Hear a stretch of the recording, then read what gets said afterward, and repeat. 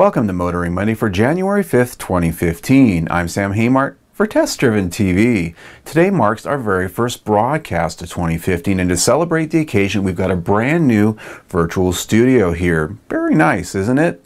Well, today we're previewing the 2015 Detroit Auto Show. Kicks off next week, and in so doing, we've got a sneak peek of some very cool cars and trucks. All that in our test drive news. It's coming right up.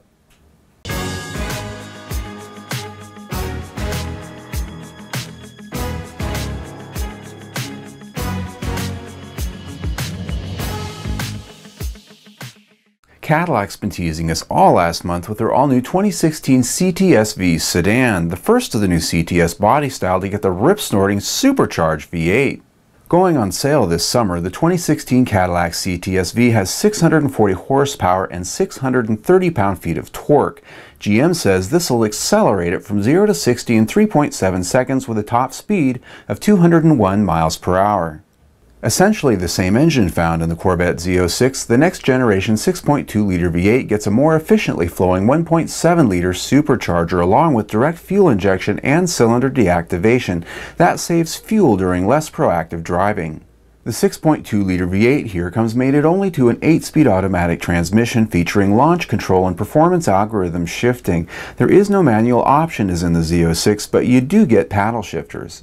Cadillac actually pulled out a few high-end stops for this one, including a standard carbon fiber hood, magnetic ride control, and large Brembo brakes. It gets 15.3-inch discs up front and 14.3-inch discs at the rear. That interior also comes with all the good stuff, including some great Recaro seats you're just going to want to option. Count on it. Now Toyota, they're beating the drum for their all-new 2016 Tacoma midsize pickup truck that makes its debut at Detroit next week. The new 2016 Toyota Tacoma was supposed to be here by now actually, but the entrance of the new Chevrolet Colorado and GMC Canyon to the midsize scene sent Toyota back to the boards to sharpen their pencil. The current Tacoma's been around since 2005 with very few changes, and compared to the new trucks from GM, feels its age. While Toyota hasn't given us much in the way of specifications, their teaser photos and video hint at styling very similar to the contemporary Tundra full-size trucks. We should at the very least hope for a few new powertrain choices that maybe include a 6-speed automatic transmission at least, and maybe even a diesel engine option down the road. Now Chevrolet is going to be dazzling the Detroit showgoers this year with an all-new redesigned 2016 Chevrolet Volt. Already well teased with glimpses of style and stories about its next-generation powertrain systems, the new Volt promises to be at least 15 to 20% more efficient and have longer EV range. Calling it their Voltec drive system, the 2016 Chevrolet Volt gets an all-new battery, electric drive unit, and larger 1.5-liter gasoline engine. And while the format of the drivetrain is unchanged, it gains some new operating parameters. An all-new electric drive system has 2 motors and an integrated control module. The unit is mounted to the gasoline engine, but there is no direct drive connection to the wheels. The engine spins on the same axis as the motor shafts, but only delivers power through a generating magnetic hub. The new system operates much as the current Volt, but will offer 2 new modes for more power when needed. One or both electric motors can operate when in EV mode, a change that offers up to 20% better acceleration.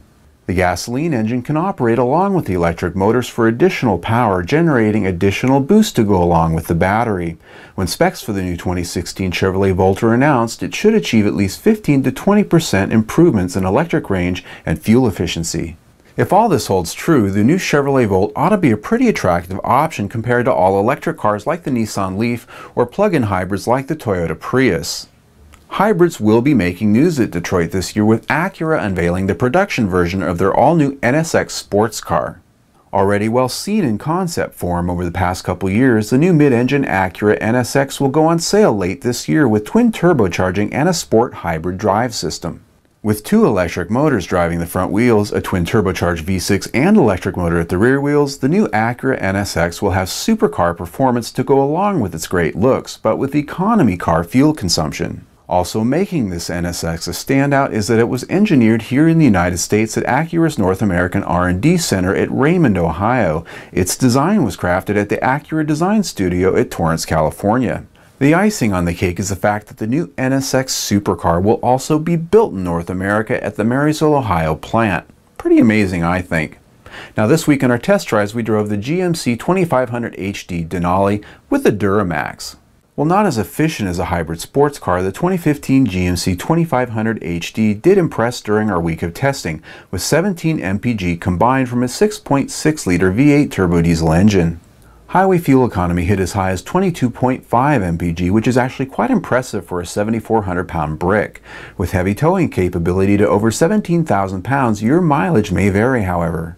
You can see our full review at testdriven.tv or our YouTube channel. On our reality check segment this week, normally when we report about new cars from the big auto shows, we're talking about the Detroit Auto Show New York, and the LA Auto Show, just to name a few. But the Consumer Electronics Show, CES, it's becoming part of the mix. The annual convention in Las Vegas is where all the gadget makers bring their latest devices that will engage consumers in the coming year. We're talking about smartphones, tablets, personal music devices, and the like.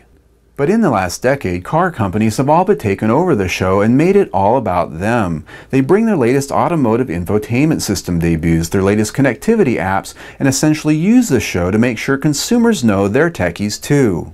While the showgoers don't seem to mind all the involvement of the car companies, it does say a lot about the focus they've been putting on infotainment and connectivity features in our cars. Cars are fast turning into smartphones on wheels, a trend that's been afoot now for about 10 years. Some automakers seemingly put more emphasis on Bluetooth, Pandora, Bing, and Aha than they do handling and design. Some car companies are head over heels into making sure we can surf and drive at the same time, so that we can tweet and post and like our friend's latest joke about cats while we commute.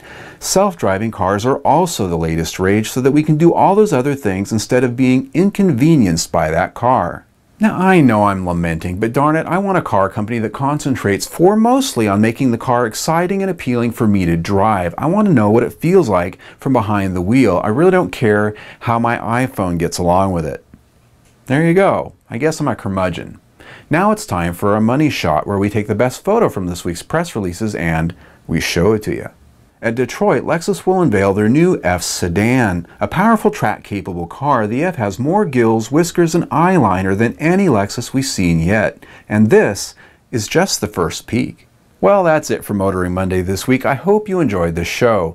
Click on the link right there to subscribe to our YouTube channel, where I'll keep you updated on all of our Detroit Auto Show news coverage, as well as our test drives and our Motoring Monday episodes. You can follow us on the Google, Twitter, and that Facebook by simply searching Test Driven TV there, or click the buttons on our website. They're right there, easy to find. I'm Sam Haymart for Test Driven TV. I hope you enjoyed the ride. Hey, you're still here. Gives me a chance to plug my new book, Cars I'd Buy. This book here covers all the cars that were on the I'd Buy It list last year from Test Driven TV reports. Out of about 100 cars tested, there's only a handful of cars that actually made it to the list of cars I'd buy myself. I liked them that much. Now, this book is available on Amazon.com and Amazon Kindle. You can go to carsidbuy.com to find out more about it and how to buy it right now. That's carsidbuy.com. But wait, there's more. You can win a signed copy of this book by liking our Facebook page. That's facebook.com/carsidbuy. Go there right now and like it. facebook.com/carsidbuy. Thanks.